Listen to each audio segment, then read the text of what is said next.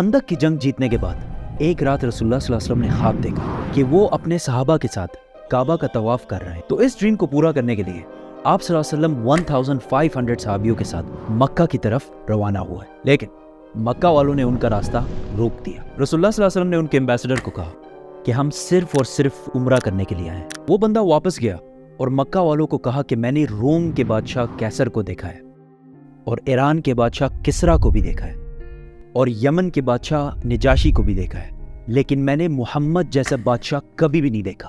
جب وہ وضو کرتے ہیں تو لوگ اس پانی کا قطرہ بھی زمین کو ٹچ کرنے نہیں دیتے. ایسے آدمی اور ایسے فالوور سے لڑنا امپاسبل ہے. میں تو کہتا ہوں ان کی بات مان لو، لیکن آف کورس انہوں نے بات نہیں مانی. رسول اللہ صلی اللہ علیہ وسلم نے حضرت عمر کو کہا کہ تم جاؤ اور ان سے بات کرو. تو انہوں نے کہا کہ میرا کوئی بھی رشتہ دار اتنا اسٹرانگ نہیں ہے مکہ میں جو میری پروٹیکشن کر سکے، کیونکہ حضرت عمر کا تعلق تھا بنو عدی سے جو کہ قریش میں تھا، لیکن اتنا پاورفل خاندان نہیں تھا. حضرت عمر نے کہا آپ عثمان کو بھیجیں، کیونکہ عثمان کا تعلق بنو امیہ سے تھا اور بنو امیہ قریش کی سب سے اسٹرانگ اور سب سے مالدار فیملی تھی. اور آگے جا کر اس فیملی نے آلموسٹ 100 سال تک مسلمانوں پہ حکومت بھی کی ہے، اور آج تک مسلمانوں کی ایک سینٹرلائزڈ سب سے بڑی امپائر جو تھی وہ بھی یہی امیہ امپائر. اور آج تک مسلمانوں کا سب سے طاقتور بادشاہ، وہ بادشاہ جس نے سب سے زیادہ لینڈ پر حکومت کی ہے، وہ بھی اسی خاندان سے تھا جس کا نام تھا ولید بن عبد الملک. ان کی سٹوریز پھر کبھی کریں گے تو سبسکرائب. حضرت عثمان نیگوشیٹ کرنے مکہ گئے، لیکن اس میں ان کے کافی دن گزر گئے، جس کی وجہ سے مسلمانوں میں یہ افواہ پھیل گئی کہ حضرت عثمان کو شہید کر دیا گیا ہے.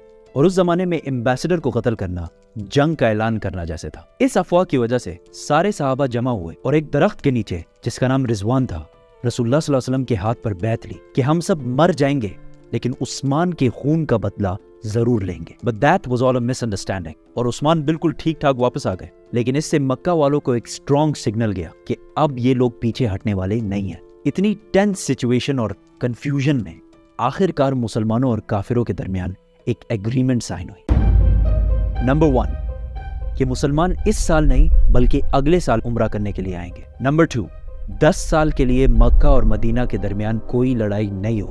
نمبر 3 اگر مدینہ سے کوئی آدمی مکہ جائے اسلام چھوڑ کر تو اسے کچھ نہیں کہا جائے گا، لیکن اگر مکہ سے کوئی آدمی مدینہ جائے اسلام قبول کر کے تو اسے واپس کرنا ہوگا. کسی بھی صحابی کو یہ ایگریمنٹ پسند نہیں آئی، کیونکہ اس میں تو کلیئرلی لگ رہا ہے کہ مکہ والے بدماشی کر رہے ہیں. لیکن رسول اللہ صلی اللہ علیہ وسلم نے ان سارے صحابیوں کی رائے سائڈ پہ کر کے اس ایگریمنٹ پر مہر لگا لی. جو بندہ مکہ کی طرف سے اس ایگریمنٹ کو سائن کر رہا تھا، جیسے یہ ایگریمنٹ سائن ہونے لگی اس کا خود کا بیٹا مکہ سے بھاگ کر اسلام قبول کر کے یہاں پہنچ گیا، لیکن رسول اللہ صلی اللہ علیہ وسلم نے اس کو واپس کر دیا. وہ صحابی ابو جندل روتا رہا، چیختا رہا کہ مجھے ان ظالموں کے پاس واپس مت بھیجو، لیکن a deal is a deal.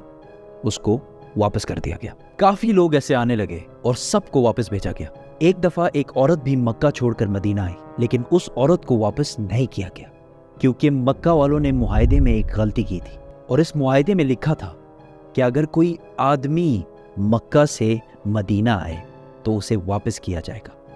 آدمی، عورت کا تو کسی نے کچھ نہیں کہا. اور اس طرح کوئی آدمی اگر اسلام قبول کر کے مدینہ آئے تو اسے واپس کر دیا جاتا تھا، لیکن اگر کوئی عورت آئے تو اسے مزے سے رہنے دیا جاتا. ایسا سسٹم چلتا رہا. آخر ایک شخص آیا، ابو بصیر. رسول اللہ صلی اللہ علیہ وسلم نے اس کو بھی واپس کیا، لیکن وہ کسی طرح وہاں سے بھاگ کر مکہ اور مدینہ دونوں کو چھوڑ کر ادھر ان the middle of nowhere رہنے لگا.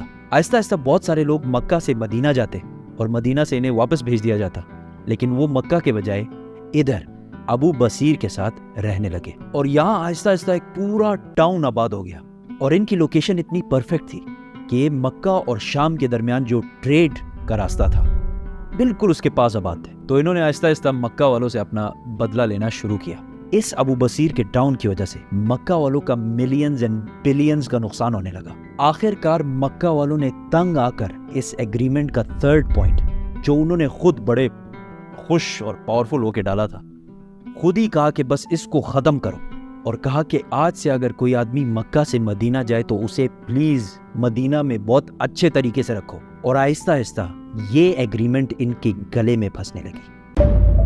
معاہدے کا دوسرا پوائنٹ یہ تھا کہ 10 سال تک کوئی بھی لڑائی نہیں ہوگی. تو رسول اللہ صلی اللہ علیہ وسلم نے اس کا فل فائدہ اٹھاتے ہوئے عرب سے باہر جو دنیا کے باقی ایمپائرز اور سپر پاورز تھے ان کو اسلام کی دعوت دینا شروع کی.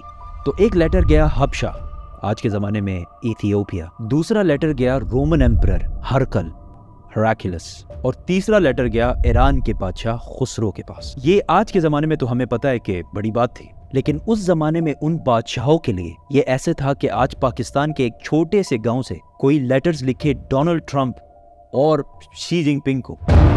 لیکن ڈفرنس آج اور اس زمانے میں صرف یہ ہے کہ اس زمانے کے کرسچنز اور یہودیوں کو یہ بات بہت اچھی طرح پتہ تھی کہ بہت جلد ایک پیغمبر, ایک میسنجر آنے والا ہے. حبشہ کا بادشاہ نجاشی جو کہ کرسچن تھا اس نے تو اسلام قبول کر لیا, لیکن رومن ایمپرر کو یہ بات بہت عجیب لگی. تو اس نے اپنے ایمپائر میں موجود کچھ قریش کے لوگوں کو بلایا, اور اس ٹائم ابو سفیان بھی رومن ایمپائر میں ہی موجود تھے. تو ابو سفیان کچھ عربیوں کے ساتھ رومن ایمپرر کے محل میں پیش ہوئے اور ان کو محمد صلی اللہ علیہ وسلم کے کیریکٹر کے بارے میں بتایا. رومن ایمپرر بہت امپریس ہوئے محمد کے کیریکٹر کے بارے میں سن کر, اور انہوں نے کہا کہ مجھے پتا تھا کہ بہت جلد ایک پیغمبر آنے والا ہے, لیکن وہ تم عربیوں میں سے ہوگا یہ میں نے کبھی نہیں سوچا. ابو سفیان نے وہاں سے باہر نکل کر اپنے ساتھیوں کو بولا کہ اب تو محمد سے رومن ایمپائر کا بادشاہ بھی گھبرانے لگا. یہ تو تھے دونوں کرسچن کنگڈمز, لیکن ایران کے بادشاہ زوراسٹرین پارسی تھے جو آگ کی عبادت کرتے. خسرو نے کہا تم لوگ اس ڈیزرٹ سے آ کے مجھے سکھاؤ گے کہ زندگی کیسے گزارنی ہے, اور اس لیٹر کو پھاڑ کر پھینک دیا. اور اس نے 2 لوگوں کو رسول اللہ صلی اللہ علیہ وسلم کو مارنے کے لیے بھیجا. ویئرڈلی انف کچھ ہی دنوں بعد اس کے اپنے بیٹے نے اس کو پھاڑ جان سے مار دیا. جیسے ہی وہ 2 لوگ مدینہ پہنچے تو رسول اللہ صلی اللہ علیہ وسلم نے ان کو بلایا اور کہا کہ جس بادشاہ نے تمہیں مجھے مارنے کا آرڈر دیا ہے اس کے اپنے بیٹے نے اسی کو مار دیا ہے. وہ یہ سن کر حیران ہو گئے اور واپس چلے گئے. اس طرح اسلام کا نام آہستہ آہستہ پوری دنیا میں پھیلنے لگا, اور ویسے بھی مکہ کے ساتھ تو 10 سال تک کوئی لڑائی نہیں ہونی تھی. تو مسلمانوں نے اپنی ساری اٹینشن مکہ کو چھوڑ کر خیبر کی طرف کی.